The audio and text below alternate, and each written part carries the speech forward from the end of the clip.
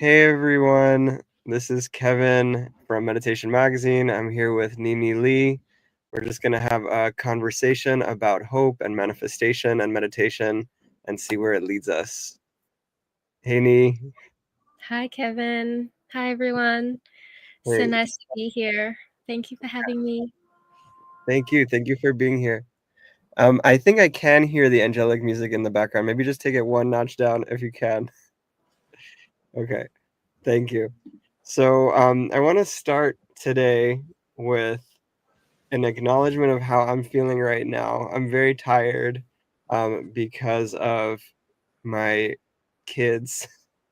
And I love my kids very much, but they can be very tiring sometimes. I have a 6 month old who is teething and wakes us up several times a night. And then my daughter was supposed to go to school today, but she refused. So we are having a little bit of a tired day this morning. And I know, Nee, that you're also experiencing something like a cold or something like that. Is that right?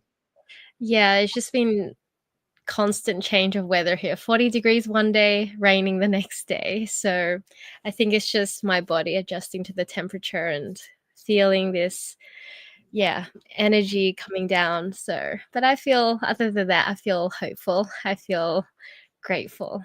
That's for Yeah. sure. Yeah. Okay. So yeah, that's what I want. One of the things that I want to talk to you about is, yeah, feeling hopeful, feeling grateful in this moment.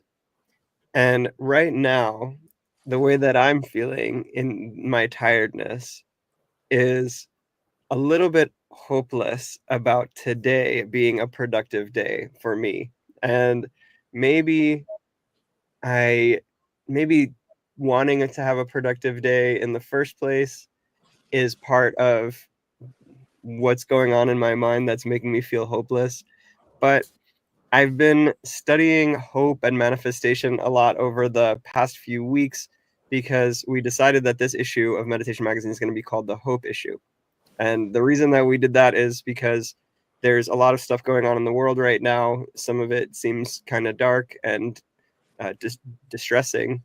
And I spent a lot of time interviewing politicians and people like that to see how we could make sense of our world and try to come together.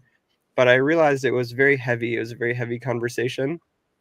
And it was very hard to bring that into a meditation magazine. It was very thought oriented. And one of the political activists that I spoke to gave me a really good idea. He basically said, that he said, I want my activism to be a creative process. I want it to be sparkly and different and dope, so that it's so much fun that you can't look away because people are attracted more to a party than to a fight. So I thought, wow, like that's actually how I want this magazine to be. I don't want it to be heavy and heady and thought oriented. I want it to be hopeful and positive, and that is a way that we can make change in our world by having hope and a positive vision for the future. And I realized also that hope is very tied into manifestation. Manifestation and hope are very, very interrelated.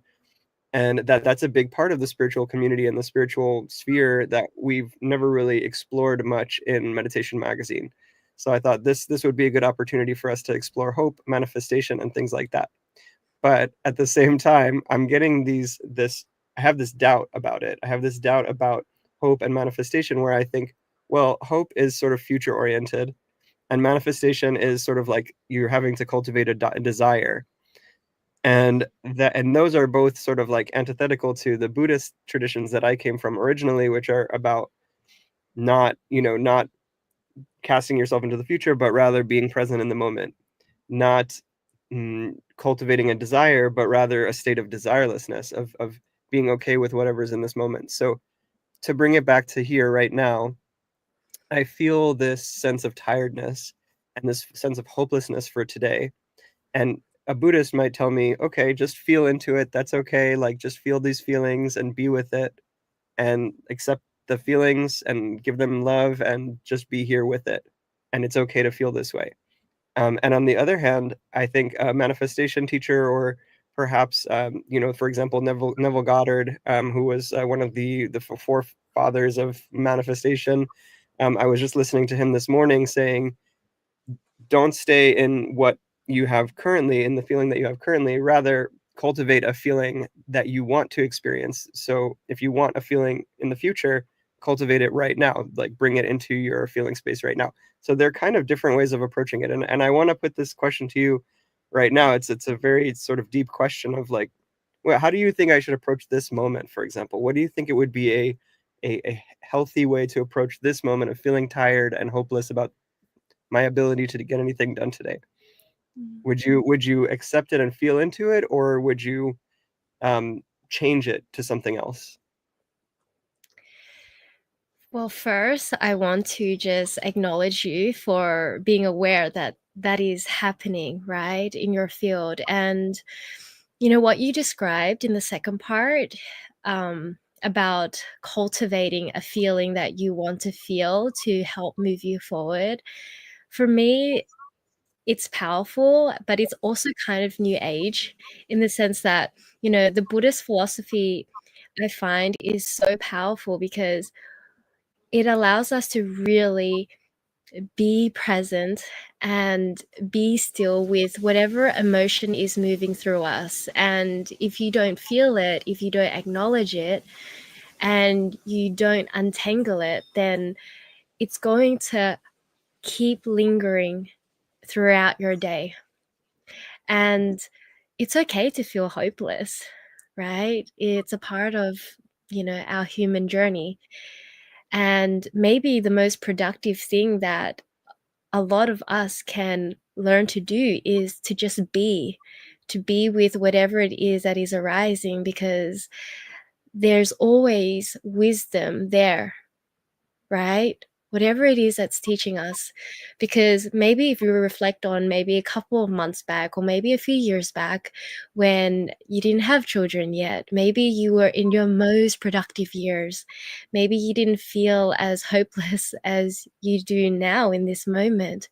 So everything is about perspective, and maybe it's just about honoring where you are in this moment. And if you truly embraced whatever it is that you're feeling in this moment, that is going to catapult you, maybe into even more creativity later on, because you allowed yourself to feel hopeless, to be still, to rest, to recharge, to be with your kids, to be with your wife.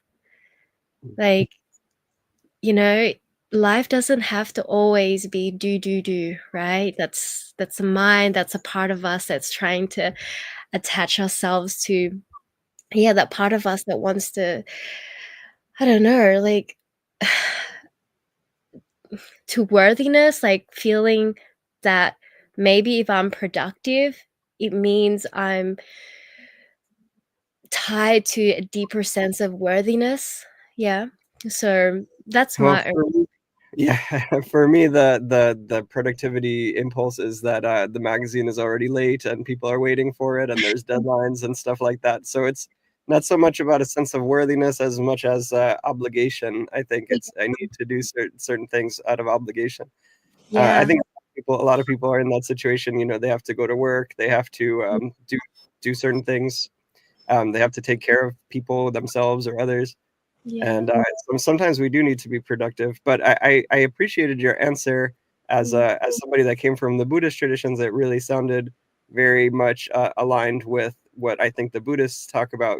Accepting what is right now, being rather than trying to change it necessarily. But when I'm looking into the manifestation things, when I'm looking into this side of the spiritual sphere, it tends to be looking at it in a different way. It tends to be looking at it as we're going to change something, and we're not going to necessarily just accept the way that reality is right now. We're going to change reality to what we want it to be. Yeah. So, and I know that you practice, you have a manifestation practice, you have courses on manifestation. So I think it's really interesting. I saw your courses on Insight Timer and Meditation University. You have some beautiful manifestation courses. So I wanted to get your perspective on this. Like, if we're accepting reality rather than trying to change it, is that is that like compatible with manifestation, or do you have to do it something differently in order to practice manifestation? Hmm.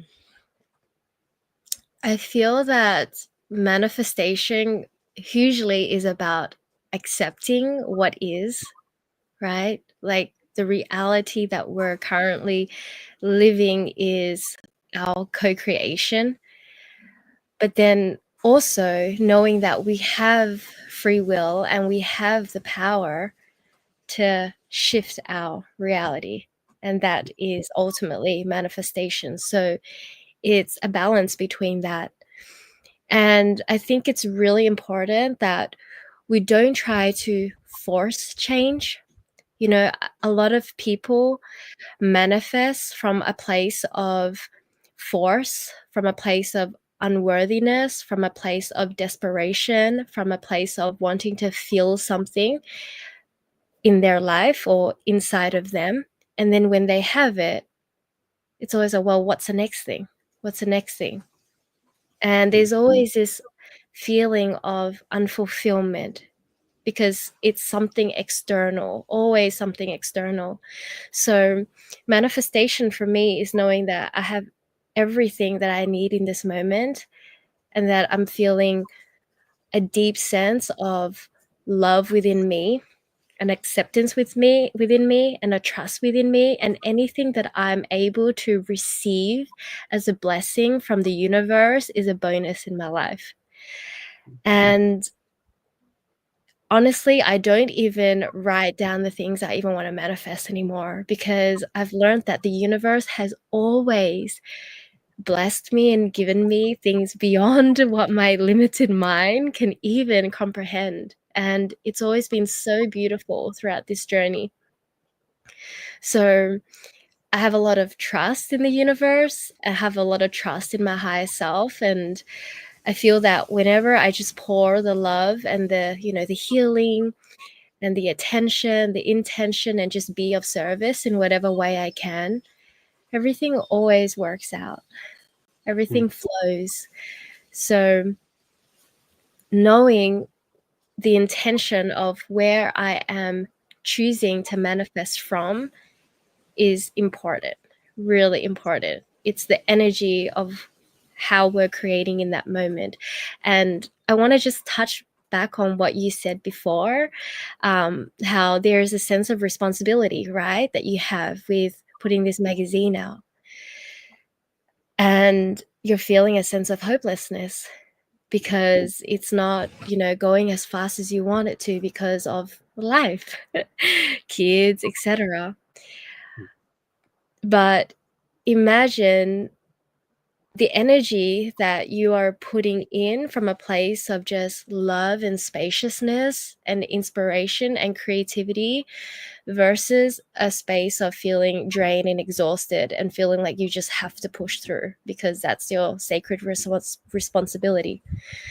So I think it's finding the balance between it, and being able to bring that manifestation forward in the most, yeah, loving space possible and intentional space possible. mm. Yeah, finding balance. It sounds like you have a very balanced approach to manifestation, which is nice to see. I've seen some other manifestation teachers, even very popular ones, that have, I would say, like a less balanced approach. And I kind of want to understand why, or how to relate to the manifestation teachers that have this very sort of extreme approach. I'll give an example. So I was watching a Neville Goddard video this morning.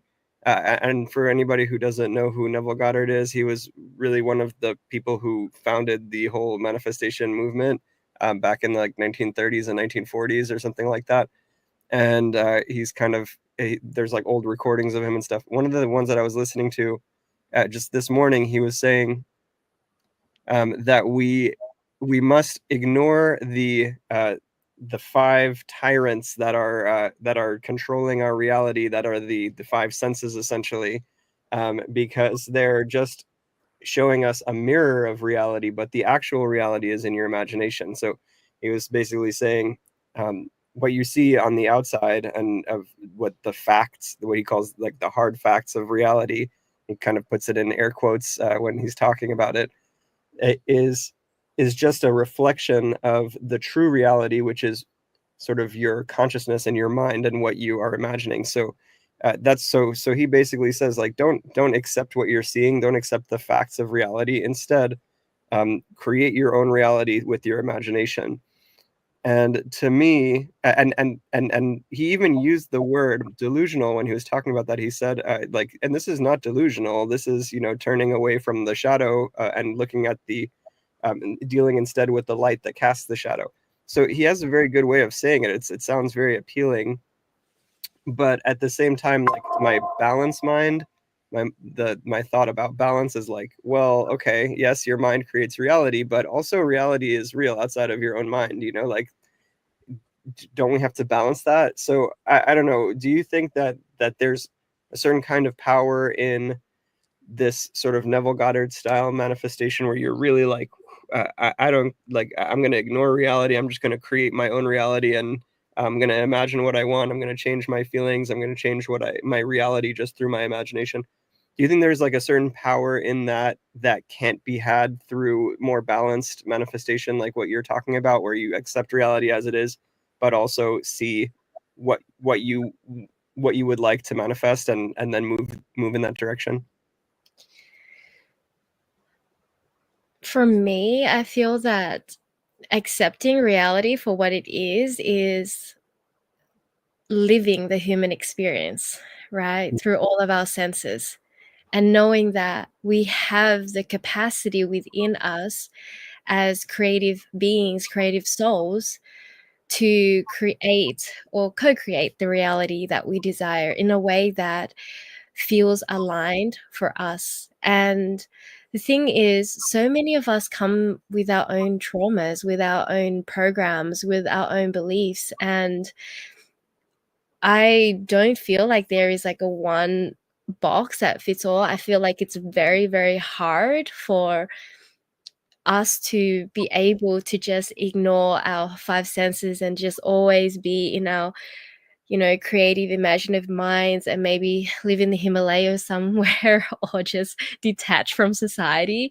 I think that's a great superpower. But, when we look at our lives now,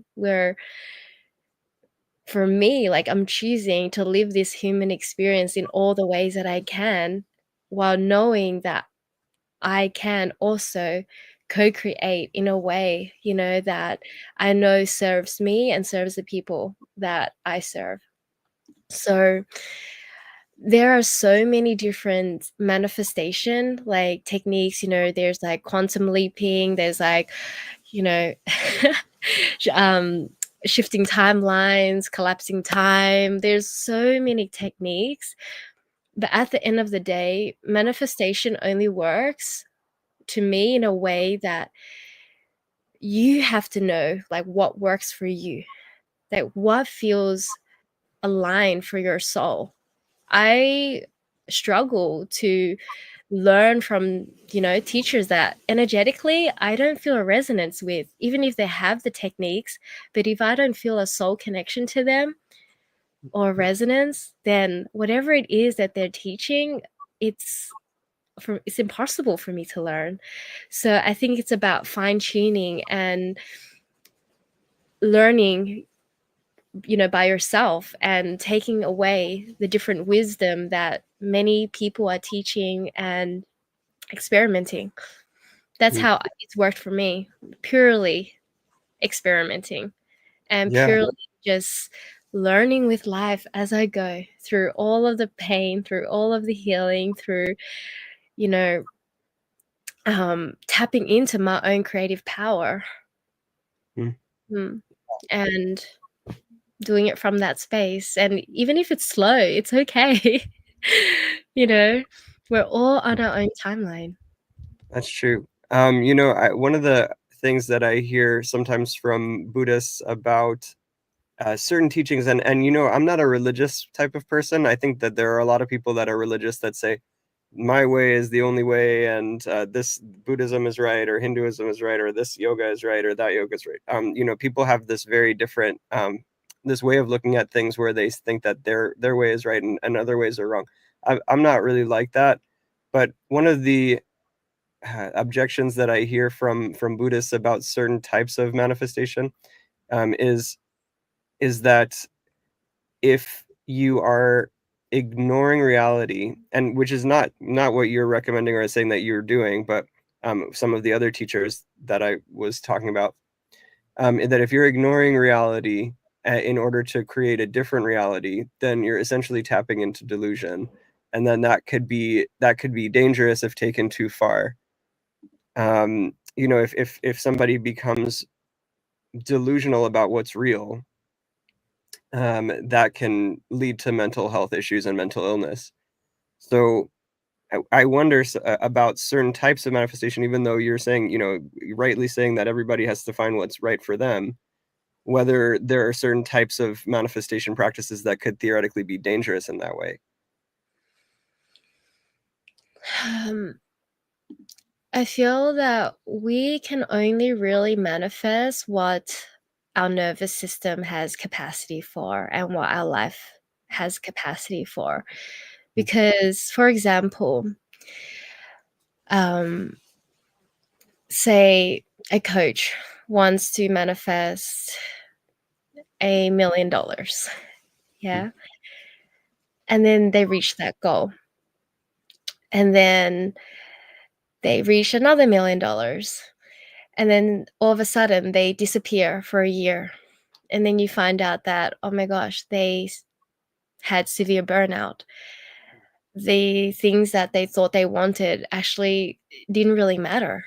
And so they had to disappear for an entire year to just reshift their reality because their nervous system wasn't able to actually hold the abundance, even though they used all of the tools that they were taught by another business abundance money mindset coach. But a lot of money also comes with a lot of responsibility, right? Mm, You hire people, you hire teams, all of these things that they thought they needed to grow, but actually all they wanted was simplicity. mm, So we have to be really mindful of, at the end of the day, why do we want the thing that we want? And when we simplify it down, does our nervous system have the capacity to hold this frequency, this manifestation? And that's why I find that, all of this quantum leaping, all of this projecting, and it can ultimately be dangerous when you don't know how to hold it. And I've mm. seen this happen to so many people. Yeah, A lot. Yeah. They just that's disappear from here. yeah, that makes a lot of sense. I can see how that could be a danger, of manifesting something that you didn't really want, like something that was not aligned with what you needed and what you wanted in this world. Um, the thing that I'm thinking about specifically, I guess it's a different kind of manifestation than what you practice, but um, so I guess there's sort of two aspects to it. One is the going from the present moment to the future to have to think about what you want. But if you're not doing so basically, like, meditation is about being in the present moment, and then manifesting is kind of, so there's two kinds. I would say there's two kinds of manifestation that I've seen, and this is sort of my basic categorization, but you're more of an expert on this than I am.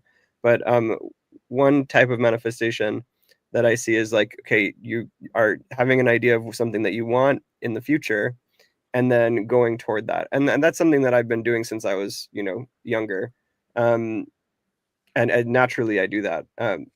I think that that's a pretty natural human instinct to think about something that you want and to have clarity about it, and then to go toward it, and then to practice that, to practice that in a meditative way can be a sort of a manifestation practice. But then another type of manifestation would be where you are living in the wish fulfilled, they call it, right? Living in the wish fulfilled, or living from the end.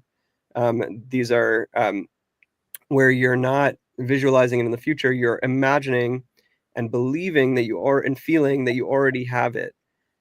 And I see sort of these two problems with, it's a problem with each of these. One of them is if you're projecting yourself into the future, you're not really like in the present moment, so you're not really being meditative. Um, and then which meditative in the way of being in the present moment. And then in the other scenario where you're like living from the end, or whatever you want to call it, you're actually sort of being denying reality, and being sort of delusional about reality in a certain way. So you know what I mean. I see these twin problems, and I think that these twin problems, at least from a Buddhist perspective, it comes from the fact that that you have a desire, and if you have a desire, you either need to think about how to get it in the future and chase after it, or you have to sort of be delusional about it and think that you already fulfilled it. So if you have that desire, right? Um, and I'm not saying that any of these ways are wrong. I could see power in all of these things, but I guess the question is like, I don't know, how do you balance those things? Is there a way to have all of, like, to have the best of all worlds, or do you have to choose like being present, or chasing something in the future, or being sort of delusional that you already have something? Do you know what I mean? Yeah. It's a So really deep question. Yeah. I believe that again, it really depends on the intention that you have to begin with. For me, having a desire is not a bad thing if the desire is going to support me in my mission, if it's going to support other people. And as I said at the beginning, if my manifestation is a bonus in my life, it's not that I need it, it's not coming from desperation, but it's like, oh, if I get it, amazing. But it's the attachment that comes with the desire is what causes the suffering. So it's knowing I can have a desire, but what is my attachment to it? Mm, Yeah. And with the whole living in the present and living in the future, I believe that we're just simultaneously existing in this very present moment as like a holograph. Like we're always existing in this one defining moment. If we project our awareness into the future, then we're being present with the future version of us. And we're tapping into the frequency of that version of us, right? So ultimately, I see that I'm still being present if my intention is to be present with whatever it is. So it's not that I'm pushing this reality away. It's just that I'm choosing from a place of love, of joy, of curiosity, of hope to tap into a frequency that appears to be in a future reality, but actually it's in a present reality. mm. Then that helps close the gap. Yeah. Yeah. Wow. Okay, that's a very deep answer. Thank you. Thank you for that. So I wanted to, we have to wrap up in a few minutes, and I just wanted to ask you, I'm looking at my notes here. So, oh yes, okay. So I have one question here for you, and this is also a question that relates to the issue of the hope issue that we're coming up, that's coming up this, hopefully very soon. Is, what do you see as the connection between hope and manifestation? Do you see them as the same kind of thing? Do you see their relationship between them? Do you see them as very different? Hmm. They carry when I'm feeling into hope and manifestation, they have a similar vibration, but they're quite different. Um, because when we're manifesting, a sense of hope, right, supports us in our manifestation process. I hope that I'm able to achieve this or receive this into my life.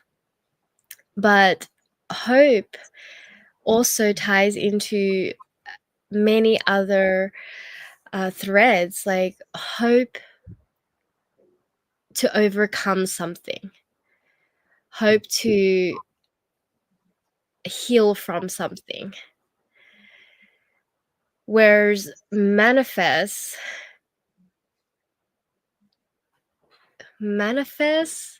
to heal from something, it's just such a different vibration. I find that hope is a much more feminine, has a more feminine essence, and then manifestation for me feels like a more masculine presence. But somehow they're able to co-weave and yeah, dance together, and they support each other energetically. But I don't feel that essentially they're so much the same because it's just a different vibrational frequency. That's my take. Yeah. I think I really have to sit with it for a bit longer. It's a really great question. Yeah. Yeah. Yeah, I guess like I feel like I need hope in order to manifest. That's how I sort of feel it and feel into it. Because I was at one of the things that happened this year, earlier this year, that delayed the magazine. I won't go into it in detail, but essentially, I had spent 4 months training somebody to be able to get the magazine out on time, and then basically he had to leave right after the training period unexpectedly. So I had spent that 4 months building something that didn't end up working out, and that was right when we had our baby. So and then I was essentially not able to function for several months. So that sort of put me in this sort of hopeless feeling, and what was manifesting from that hopeless feeling was I wasn't I wasn't moving forward in the way that we needed to with the magazine. The magazine wasn't getting done, and that was what was manifesting from the hopelessness. But then when I started feeling like, you know what, I I'm going to intentionally have hope for the future. I'm going to intentionally have hope that we can do this, that it's not impossible, that it's not hopeless. When I had that intentional practice of hope, then something different started manifesting in my reality, which was, hey, there's these ideas that are coming. Hey, there's these people that are gathering. Hey, there's this energy that's moving forward. And it was hope that triggered that new manifestation, essentially, that manifesting a different reality. I guess I just wanted to ask you if you sort of have this similar experience, with that. 100%. Mm. 100%. So when I went through some really, really challenging times in my life, leaving my healthcare job, and I pretty much wanted to restart my whole entire life. And I was going through a very, very tough breakup. I remember one evening I was just crying on my bed in Bali. I didn't know anybody, and I was just praying that this feeling would just go away. And then I received a text from a Balinese high priest. And then everything in my life started to shift and realign for me because I had hope and because I prayed for some help. And then it's like these breadcrumbs just started being put in front of me, and all I had to do was just follow it. And then through resonance, through being present, through being open, I was able to receive the next steps that ultimately brought me to the manifestations that I didn't even know that I needed. Mm. Yeah. So I do believe that, they go hand in hand. And Mm. when you were saying all the stuff that you just did in your story, all I really saw was the hope being the feminine presence. I don't know why. I just saw this, and the manifestation being the masculine anchor, like helping you anchor that that hope and that deep burning desires inside of you into this physical reality. Wow. It's yeah. I could, just to build on that for a second, because I haven't really thought about it in that way. I could see the hope being the feeling, right, of I we can do it. I can do it. Yes, we can. Whatever, whatever however you want to phrase it. It's I can, and it's a feeling that there can be a better reality, and that feeling becomes the essentially like the emotional driver for the practice of manifestation. That manifestation is less of a feeling and more of a practice, and that the practice of manifestation almost needs that feeling of hope in order to be able to even arise and in order to be able to work. Yeah. I see that as the feminine and masculine also, like the feminine being more of like the feeling, and then the masculine being more of the action, so I do see them as, I think that was a really really deep thing that you just brought into the conversation. I think that that's something that I'm gonna contemplate as well, in the creation of this issue. Yeah. Yeah. I just saw that as like this energy when you were sharing. It's just big epiphany moment for me because I never really saw it like that until you were sharing your story. But like you said, right, the feeling, the feminine is all about feeling and flowing, Mm, and the masculine is about structure, about action. yeah, Yeah, implementing it. yeah, Implement. implementing it. Yeah, Hmm. it's deep. I Yeah. uh I think, I guess that's really kind of what happened for me, and the hope, I think, at the core of this issue and of this magazine issue, I think that the reason that I like hope as the core and manifestation as a part of it is because I think that we need that feeling first. Yeah, I think that once we have that feeling, manifestation arises as a practice. It to me, it wasn't even like I was practicing it intentionally. It was just, this is what was manifesting because I had the hope, and then I started realizing how important it was to practice manifestation. Yeah, I think this is very deep. I'm definitely going to go into that in the magazine. So I want to end by asking you. Maybe we can end with a little manifestation meditation that you could guide us in. But before we do that, I want to ask you one thing. So all these interviews that I did for the magazine have been with essentially politicians, and talking about what's going on in the world and how we can try to fix the problems. And I don't want to I don't want the magazine to be heady about all these problems, but instead I want it to be inspiring and look toward a positive vision of the future, a hopeful vision of the future. So I want to ask you, as I've been asking other participants, what your most hopeful vision of the future is. What is the brightest vision of the future that you can imagine and that we can all hopefully work together to co-create? Hmm.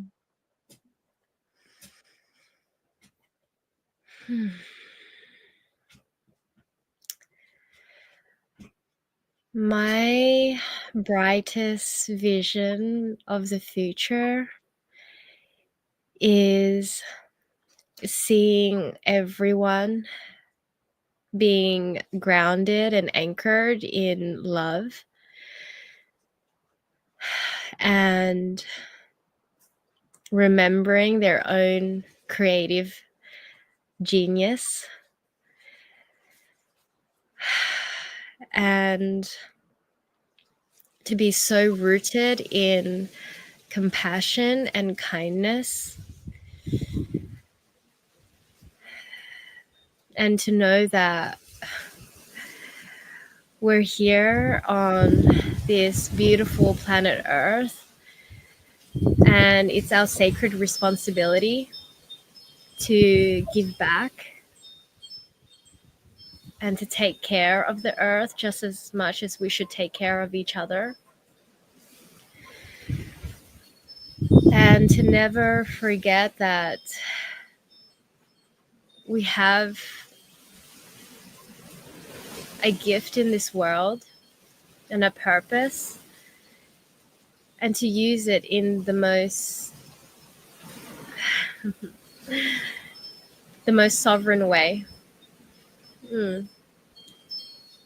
The most Mm, sovereign way to benefit this collective consciousness. Hmm. Yeah, thank you. Thank you. Thank you so much for this beautiful vision of the future, beautiful vision that we can hopefully co-create together, that all of us as humans can co-create if we can all agree that that sounds like a beautiful future, or at least many of us can, then we can move toward it together. We can, I love the word that you use, co-create, because if we just try to create it in our own imaginations and we think that we're going to create a certain world all by ourselves, by our own imagination, and whatever anybody else wants doesn't really matter, then that can lead into that sort of delusional space that a lot of, so sometimes I see in manifestation spaces. But I love your focus on co-creation, because that's really what grounds it in reality, is that we're all together on this planet, in this universe. We're all together co-creating reality. And when you have this beautiful vision, Nhi, that's what you're co-creating. That's what you're putting into this world. And whatever any all of our visions of the future are is what we're putting into this world. So if we can maybe meditate on these beautiful visions of the future, your beautiful vision of the future, if we can meditate on things like that, maybe that is really the key and the core of manifestation, is meditating on these beautiful beautiful visions that we have for the way that the world can be, and that actually creates, as it puts more of your vision into the world. Even if someone else has a darker vision and they're putting some of that in there, that will play into it. There will be some of that darkness, because we're all different and everybody's manifesting different things. But if you're manifesting that, and that's what you're bringing into the world, that beautiful reality will play in and will lighten some of the darkness. And the more of this light that we have, the brighter our future will be, I think. Exactly. Yeah. Yeah. I always say never underestimate the power of prayer and the power of intention and the power of devotion, because it ripples out, and it's our sacred responsibility to anchor that vision that we want for humanity, not just for ourselves but for humanity, and to give back in ways that we possibly can. And sometimes giving back to the collective consciousness may be our own creativity, may be in our moments of meditation, may be moments of just offering flowers to the earth or singing songs to the earth. Mm. Mm. Yeah. And we're our own activists in our own way, right? Some people go out there and march, and some of us sit and we pray, and it's just as powerful as Mm. long as our intention is anchored in the right space. Yeah. And I think communicating about it, like what we're doing here, I think also really helps. We don't need to go out with signs and march. If we can communicate a beautiful vision of the future, that if someone here is listening and can hear this beautiful vision of the future and they align with that, then they're going to align their intentions and maybe their votes with something that moves in that direction. You know, Mm. I think that a bunch of angry people with signs may not change people's minds, but maybe a very inspiring vision of the future, even if it's to only a few people and only a few people hear it or read about it or whatever, compared to maybe lots of people seeing you yelling with a sign, you're going to actually be able to change more minds and be able to change more hearts and to inspire people to move toward that brighter future just by talking about it. Exactly. Yeah. Mm. So, do you want to just wrap us up here with a manifestation meditation? It can be brief. My phone is probably about to die, so Yeah, I'll make it a couple of minutes. okay, Um, you feel like a manifestation for a vision of the future? Is that that would be something that good. you want Yeah, to do? something. I mean, you just did a vision for the future, so maybe just More I don't know. personal? whatever you're feeling in the moment. I'll just channel it through. All right. Yeah. So I get you just to close your eyes down, placing your hands one stacked on top of the other on your heart, and just feeling the connection to your heart, feeling the rhythm, the pulse of your sacred heartbeat.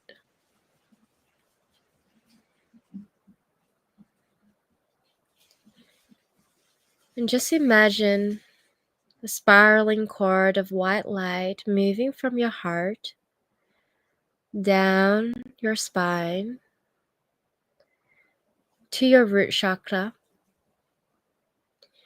and extending from your root chakra like roots of a tree, moving down through all of the layers of Mother Earth, moving all the way down, reaching the center core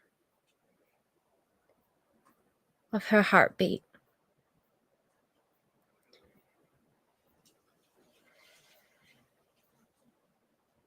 Visualize your spiraling cord of light anchoring around Mother Earth's heart once and twice.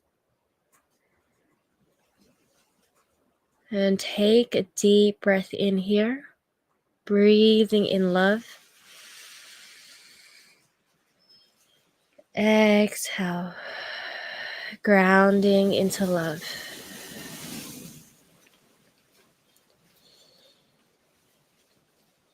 And now imagine at the top of your head, at your crown chakra,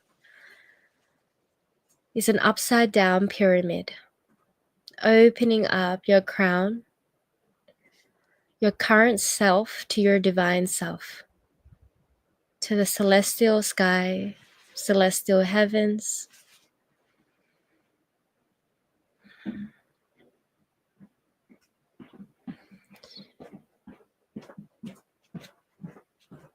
And as you are grounded in love here,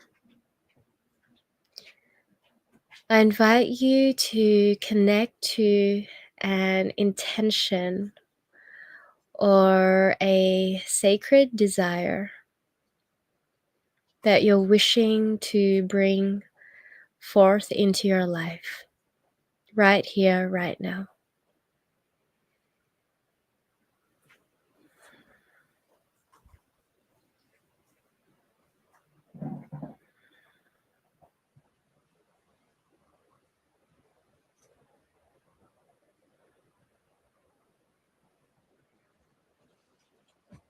Do your best to visualize your sacred desire with as much detail as possible.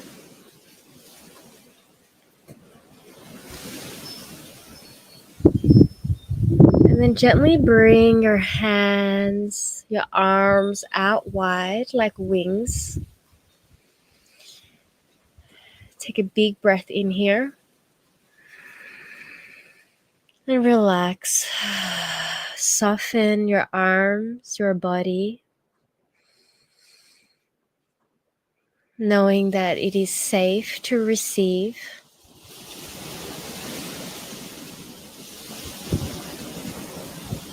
Safe to receive. Safe to receive. That you are worthy of your manifestation. And remembering that this manifestation is a bonus in your life.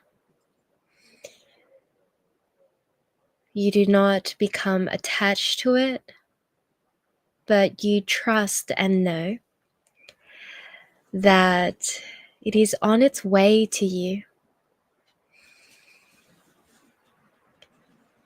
through divine orchestration, through divine timing, through flow, through effortlessness,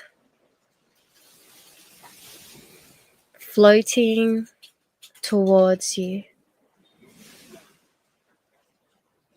And your nervous system, your body, your auric field, the space that you occupy has the capacity and spaciousness to receive your manifestation.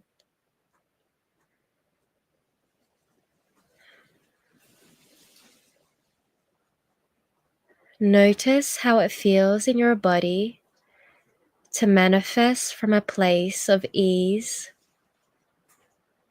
of softness, of trust, and of joy. I invite you to bring a smile to your face. Take a big breath in. And then just wrapping your arms around your chest, giving yourself a nice big hug, giving your manifestation a nice big warm hug.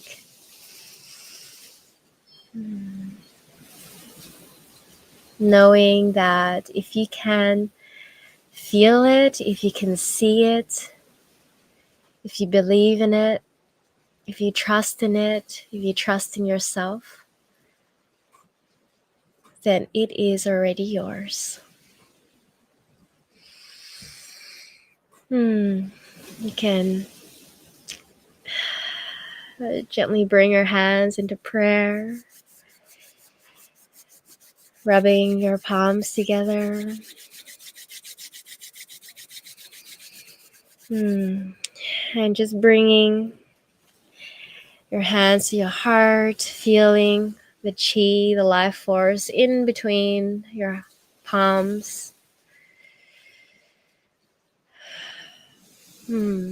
Taking a moment of gratitude and of prayer. Thank you so much. Thank you to this present moment. Thank you to Pachamama, to Mother Earth. Thank you to all of the support and love in the seen and in the unseen. Thank you for this blessed life.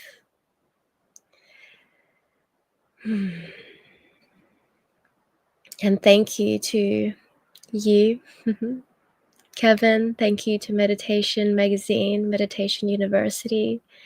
Thank you to all the souls who's going to be receiving this recording and the words through the magazine. Namaste, from heart to heart, from light to light.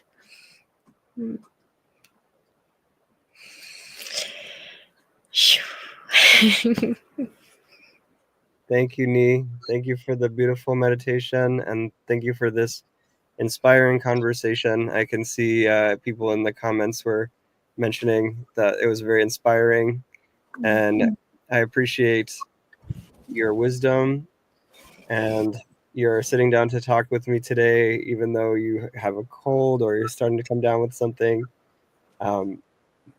Taking that time and that effort to try to help make this world a better place, to co-create a brighter future. I appreciate you. Thank you so much, Kevin. I appreciate you so much, and for all that you do for all of us teachers and for the magazine, for the university as well. Your efforts are so, so, so appreciated, and I cannot thank you enough for always providing the wonderful opportunities and your platform.